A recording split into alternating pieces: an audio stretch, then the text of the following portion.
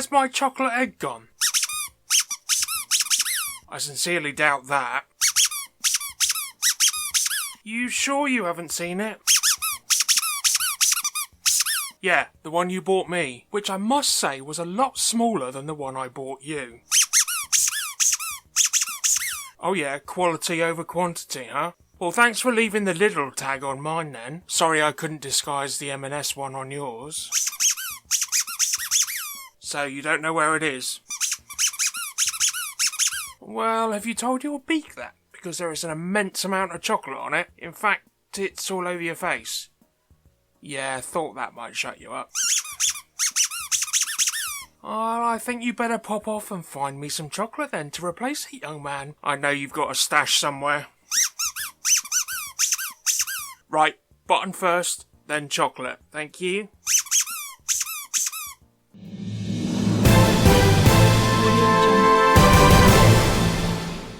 Klaus Teuber, the designer responsible for creating Catan, has passed away at the age of 70 following a brief and severe illness. In a press release from Catan Studios, the company behind the release of the family board game, confirmed that Teuber had passed away on April the 1st. The news has come as a shock considering the designer had been creating new expansions and versions of Catan that are set to be released later this year.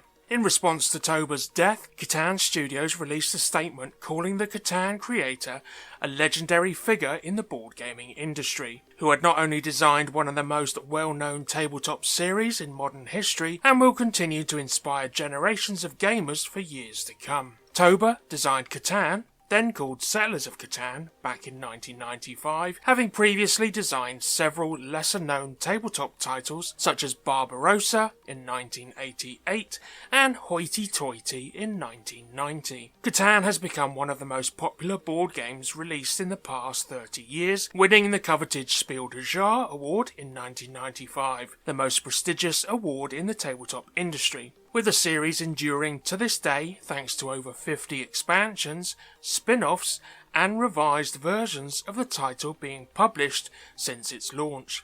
Teuber's family has respectfully requested privacy in order to grieve his passing and appreciates the outpouring of support and condolences during this difficult time. Catan Studios encourages players to honour Klaus' memory by being kind to one another, pursuing your creative passions fearlessly, and enjoying a game with your loved ones. Star Wars is getting yet another collectible tabletop game, and it's out soon. Star Wars Rivals follows in the wake of various collectible and expandable games set in a galaxy far, far away over the last few decades, including card and dice games Star Wars Destiny, Eric Lang's living card game Star Wars the Card Game, and Star Wars the Trading Card Game designed by Magic the Gathering creator Richard Garfield. Well, this time it's Funko Games' turn to adapt the sci-fi behemoth into a game designed with endless expansions and releases in mind. Star Wars Rivals splits its two players into the opposing light and dark sides of the Force, with the ability to build a team of famous faces from across the movies and their extended universe. The players will be competing to take control of location cards in the middle of the table. Just control the most locations and you'll win. To do so, players will be able to use each character's 3 unique action cards, which combine into a single deck of cards. Gameplay also includes dice rolling, although Funko is yet to detail exactly how the game plays from turn to turn. As you'd expect from the company, best known for Funko Pops, Star Wars Rivals will include dozens of models across its $20 Premier Starter Set, which includes Darth Vader, Luke Skywalker, Clone Wars Asajj Ventress, and Clone Commander Cody, along with 12 locations, a die, cards, and all the tokens and gubbins you need to play. And individual $5 character booster packs, which come with each character's miniature, ability cards and die, an extra location, and any additional tokens. The booster packs can be freely combined with a Premier set, or thrown together into custom squadrons of characters. The miniatures, however, won't be Funko's signature big-headed pops, instead opting for a new, stylised, cartoony take on characters ranging from the latest trilogy's Finn and Rey to C-3PO, Emperor Palpatine and Boba Fett. A number of characters have also been shown to have transparent blue hologram variants, including Leia, Yoda, Snoke and Ahsoka Tano alongside their regular figures. Star Wars Rivals saw a limited pre-release at Star Wars Celebration last weekend, ahead of its release in some Walmart stores in the US on, you guessed it, May the 4th. After that, it's expected to be widely available from June. A UK tabletop publisher, Naylor Games, stepped in and taken control of defunct studio Inside the Box's assets and IPs. This includes co-op board game sequel Subterra 2 and ambitious gamebook Alba. Naylor Games has revealed its plans to try and fulfill Kickstarter backers' missing games, albeit with a less than ideal solution. We reported about Inside the Box board games back in February when they declared themselves to be insolvent and in the process of liquidation.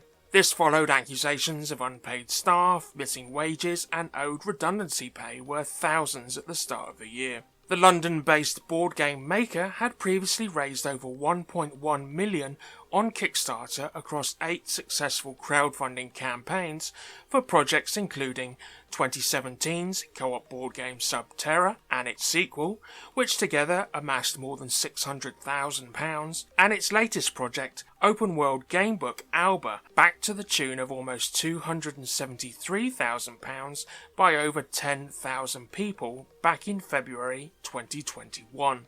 However, at the time of its liquidation, many Kickstarter backers were still left without copies of the games they had backed years earlier, including Subterra 2, Inferno's Edge, Alba, narrative puzzler Crypt X, and underwater worker placement board game Aquanauts.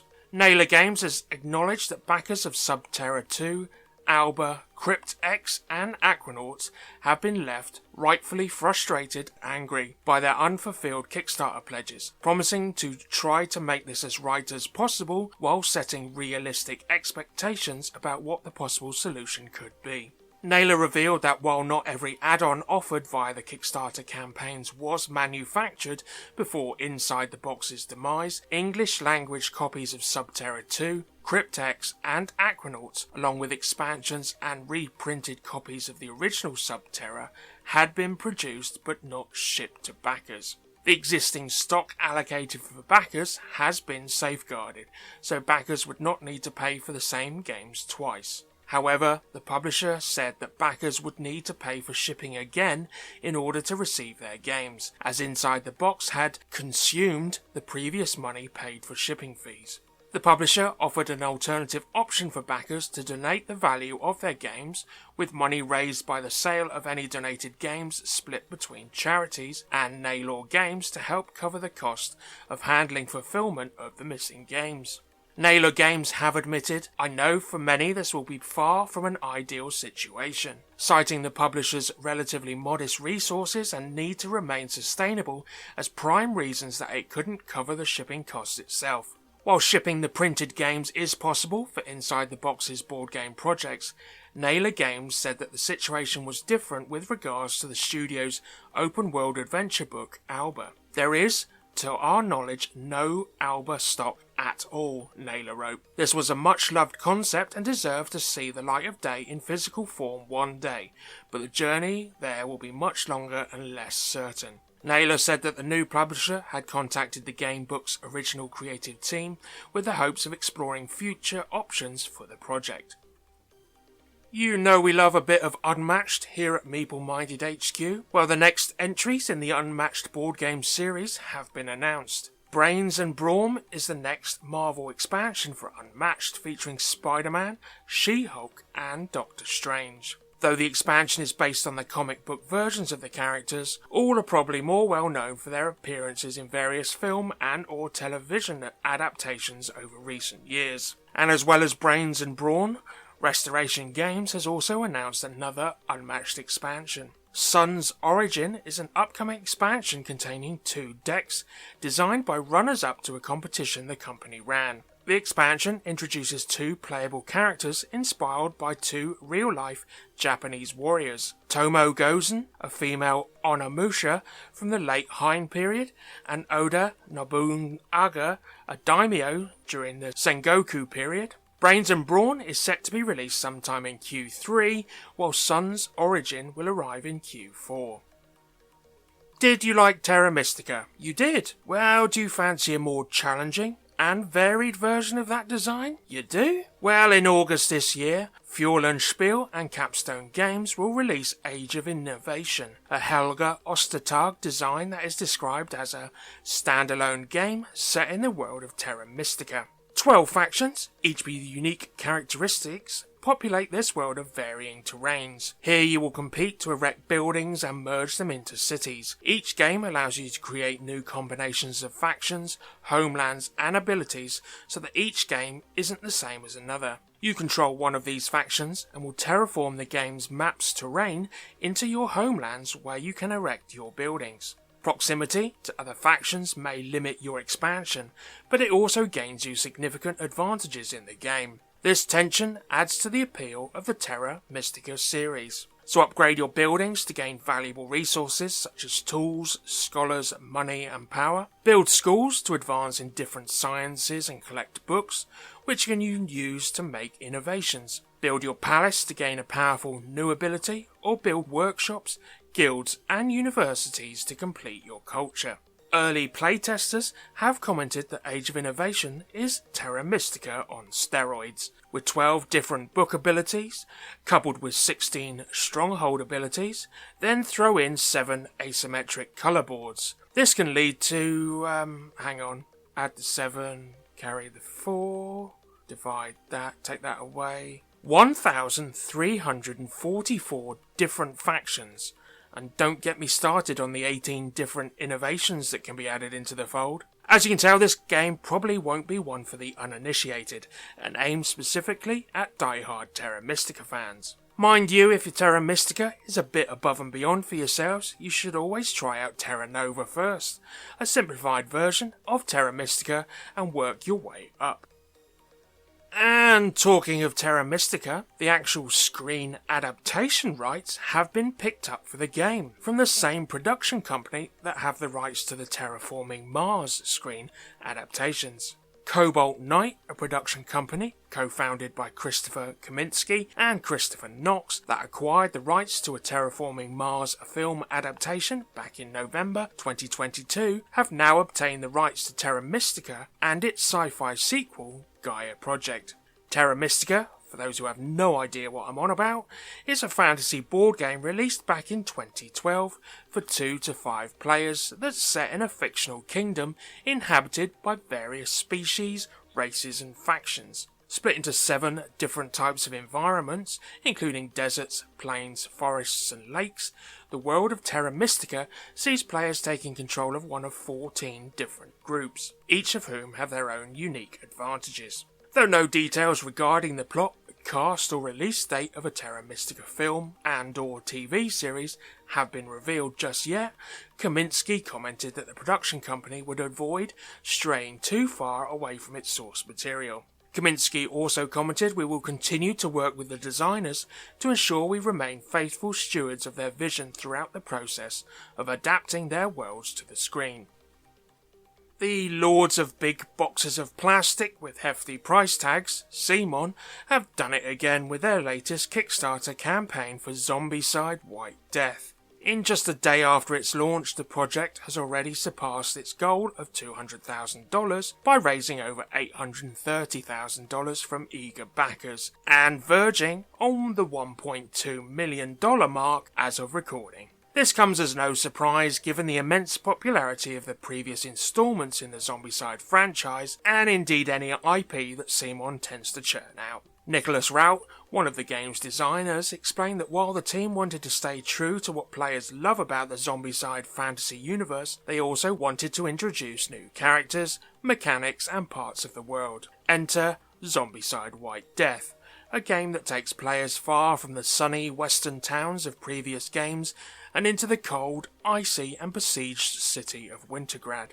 In addition to the snow-covered urban environment, including ramparts and battlement walkways, Zombicide White Death introduces new intelligent humanoid animal hybrid species, including the mystical canine people called Kenshan and the cat people known as Kanra. These new characters bring with them exciting new abilities and mechanics that add a fresh layer of depth to the game. One of the most exciting new features of Zombicide White Death is the freeze mechanic. This allows survivors to temporarily immobilize zombies, giving them a chance to escape or take them out more easily. This, combined with the new setting and updated rules, promises to make for even more thrilling and challenging experience than ever before. As with all CMON Kickstarter campaigns, backers can expect a wealth of exclusive content, new survivors, zombies, and other exciting bonuses. The campaign is set to run for several more weeks until April the 27th, giving fans plenty of time to get in on the action and secure their copy of Zombicide White Death, and indeed save up. And we're heading on over to Board Game Geek Top 5 Hotness. So these games on the list may already be out, due to come out, or crowdfunding at the moment. It tends to be a list based on what people are searching for over on Board Game Geek right now, and as of recording. In 5, we have Terminus. On Kickstarter at the moment, sees you and your opponents being hired by the city to build new subway lines and commercial developments. In 4 is Evacuation, and it pretty much does what it says on the box. The sun's getting hotter, time for mankind to bail. So dismantle the fully functional economy that you've got and get the hell out of Dodge in 4 rounds. In 3 is Jerusalem, Anno Domini, popping into the top 5 this week, which seems appropriate after the Easter weekend. The game sees you representing one of the communities following Jesus around the time of the Last Supper. In 2 is Earth, retaining its space in the top 5 as the open world game allowing you to shape our world over thousands of years of evolution. Bit different to the last game. In 1 is Age of Innovation. We've already mentioned it in the news already. The Terra Mystica on steroids has die-hard fans clambering for more information on the game as it hits the BGG's top spot. And we're heading on over to crowdfunding. And this week we're over on Kickstarter for a game called Nova Roma by Half a Kingdom. It's designed by Stan Korditsky, who's responsible for Dice Hospital, Endless Winter, Lockup and Resurgence, with artwork by one of my favourite artists, the Miko, famous for his artwork in the North Sea, West Kingdom and South Tigris trilogies. It's for 1 to 4 players. It's going to take an hour to 2 hours to play. In 324 AD, Emperor Constantine selected the ancient city of Byzantium on the shores of the Bosphorus to become the site of his new capital. He named it Nova Roma, which means New Rome. To establish his magnificent new capital, the emperor summoned his most trusted patricians and tasked them with a variety of duties. With the emperor's tireless support, this incredible task was accomplished in just 6 years. In Nova Roma, you are the head of an ancient and noble Roman house, helping Emperor Constantine in establishing his new capital. This competitive Eurogame features a unique pattern-building grid activation game mechanism, so deploy your family members and retainers to accomplish a variety of goals. Procure building materials, construct palaces, secure sea routes, race in the Hippodrome, and attract population to the new city. You earn VP for a wide variety of tasks, and at the end of the game, the family that has done the most to please Emperor Constantine will be the recipient of untold riches and eternal fame. And there's 2 pledges available. The Patrician Pledge gets you the game with all the upgrades for £48 or $59, whereas the Emperor Pledge comes with a game and a neoprene player map for £64 or $79.